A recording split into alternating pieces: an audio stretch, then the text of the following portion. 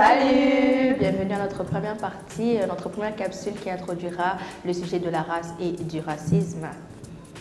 Oui, c'est la première partie de plusieurs capsules vidéo concernant le racisme. Donc ça, c'est notre première partie. Vous allez pouvoir vous référer à ces vidéos ensuite pour comprendre un peu d'où vient le racisme. C'est important pour moi de commencer en voyant d'où on a créé les races, parce que sans race, il n'y aurait pas eu de racisme. Au 13e siècle, l'oppression, le racisme n'était pas motivé pour que ça soit pratique, c'était surtout économique et politique, puis c'était pour justifier l'esclavage.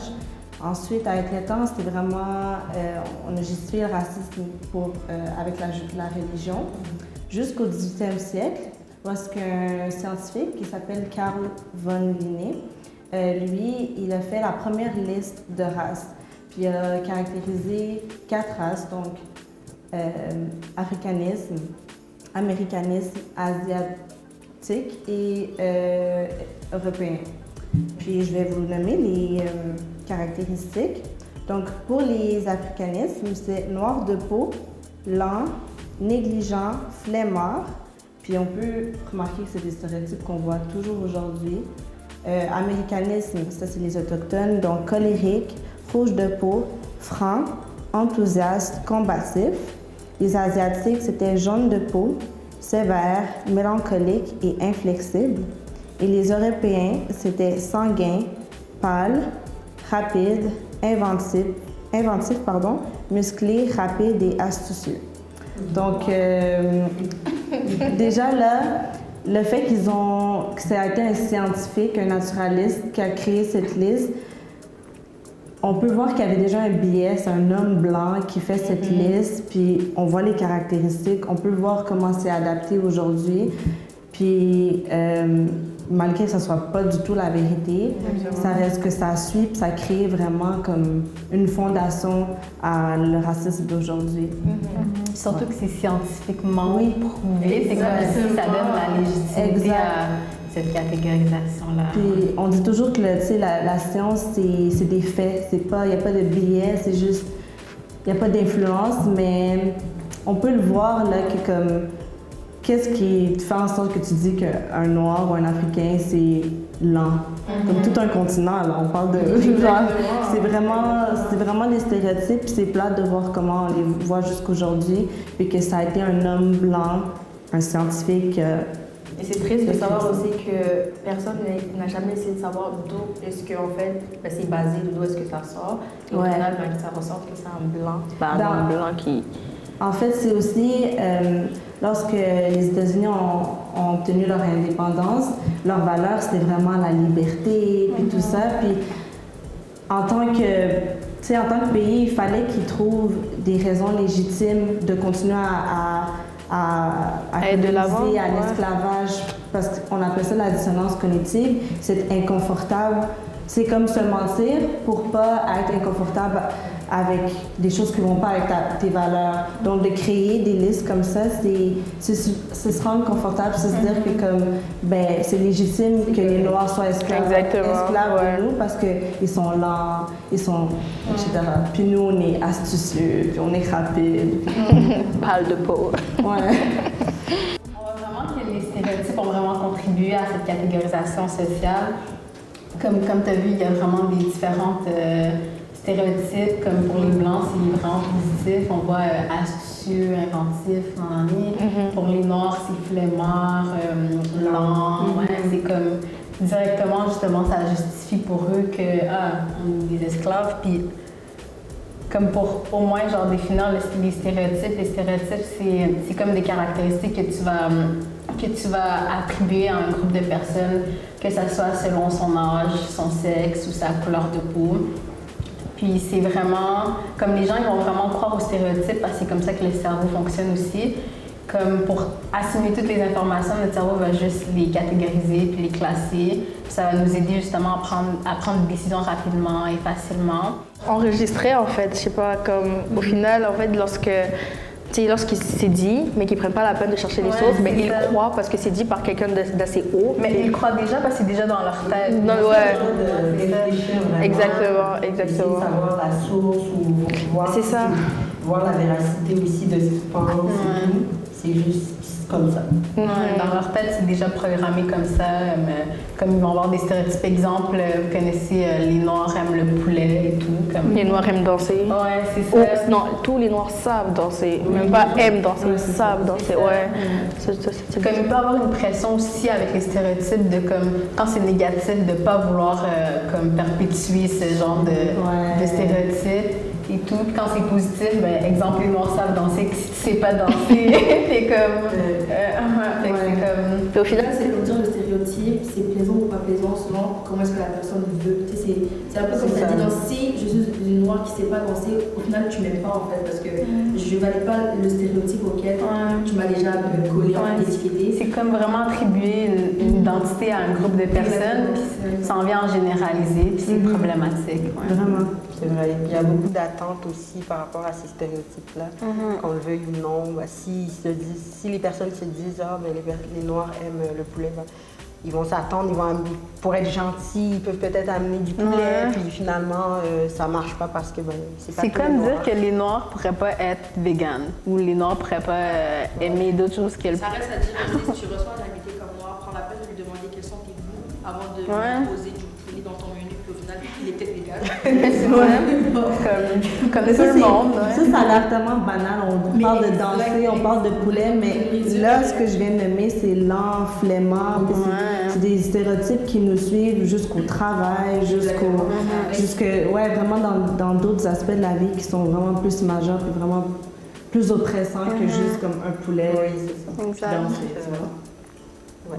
Puis tantôt, par rapport à ce que tu disais, Greta, au niveau de la catégorisation sociale, ça c'est vraiment comme un concept qui a été étudié.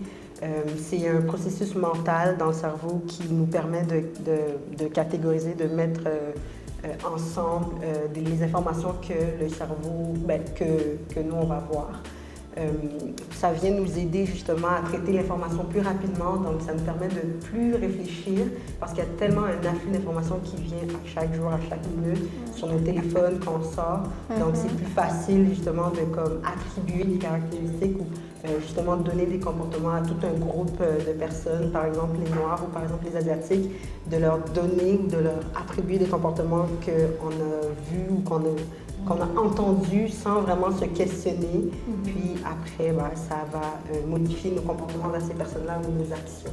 Je pense aussi que le manque de questionnement vient du confort des stéréotypes, dans le sens où un Blanc, il va pas chercher à questionner pourquoi on donne tel stéréotype à un Noir, parce que se questionner, c'est faire face à ses privilèges, à sa position, à son pouvoir. Puis les gens aiment pas vraiment ça. Fait qu'ils préfèrent être juste dans le confort, puis comme vivre dans un stéréotype, vivre dans ça, au lieu de questionner, puis comme chercher à avoir d'autres perspectives sur d'autres communautés.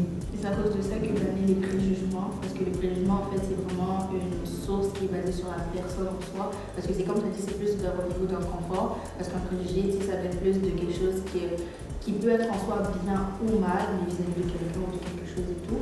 Mais ça va vraiment, comme tu as dit et tout. Donc, si en fait la personne est confortable avec et tout, il va l'imposer à quelqu'un, mais sans bien évidemment aller chercher la source, essayer de voir si c'est validé ou est-ce que ça vaut la peine de pouvoir le répondre. Parce qu'au final, si notre entourage qui prend l'information, et ça va de bouche à oreille, puis au final, ça finit pas. Je pense que ce qui est bien à retenir de notre vidéo, c'est puisque le racisme a été créé, on dirait que souvent, je sens que dans la communauté, on a comme la responsabilité de régler, mais techniquement, c'est pas vraiment notre problème. C'est pas quelque chose qu'on a créé, ça a été imposé. Puis c'est pour ça qu'on invite à aux gens de s'éduquer là-dessus parce qu'ils vont se rendre compte que c'est quelque chose qui peut être fixé dans le questionnement et dans la déconstruction, de la même manière dont ça a été construit, de la même manière dont ils ont créé des listes pour catégoriser. Parce que le racisme va toujours se renouveler pour justifier, pour continuer à oppresser, mais ça dépend tout le temps du contexte. Ouais. Comme le scientifique, dans ce contexte-là, où est-ce que les personnes blanches étaient vraiment au pouvoir de manière écrasante. Donc, c'est sûr que le contexte a aidé à ce qu'ils puissent avoir ces pensées-là, puis comme créer ce système-là. Mais dans le contexte où on est, il va y avoir d'autres trucs qui vont se créer aussi pour écraser les personnes qui ont moins de pouvoir. Puis maintenant qu'on comprend d'où les races ont été créées, etc., on peut aussi comprendre que le racisme, c'est pas juste de détester une autre race. Pour être raciste, faut être préjudice, puis il faut avoir le pouvoir. Comme nous, en tant que Noirs, malheureusement, on n'a pas le pouvoir d'oppresser une autre race. On peut dire des choses préjudices, on peut être méchant, on peut discriminer, exact. Mais ça va avoir aucun impact, puis ça va contribuer à aucun système d'oppression. Donc, c'est vraiment bien, puis important de différencier qui peut être raciste, puis qui ne peut pas l'être, comme un blanc ne peut pas être victime de racisme. Parce qu'il n'a pas le pouvoir d'être oppressé de son propre système. Donc, exactement. On comprend que comme il y a un oppressé, un oppresseur. Un blanc, on sait, il ne peut pas être victime de racisme, mais les ethnicités peuvent être une raison de discrimination, dans le fond. Puis, par exemple, si tu es un latino et tu es un latino blanc, ben, par la manière dont tu parles ou à quoi tu ressembles, ta culture, là, tu peux être victime de racisme. Mais l'affaire, c'est que ça peut être ambigu parce que un latino blanc, il va pas nécessairement avoir l'air d'un latino s'il parle pas. Alors que nous, étant noirs, juste étant noirs, sans ambiguïté, on est victime. Exact. Donc, c'est pas pour dire que si t'es pas noir, tu peux pas être victime de racisme. C'est plus pour dire qu'il y a vraiment des nuances. Des nuances, exactement.